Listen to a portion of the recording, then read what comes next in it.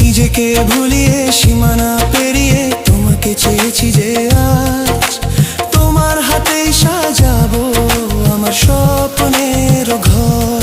আমি তোমার প্রেমে পড়ে দুনিয়া ভুলে গেছি।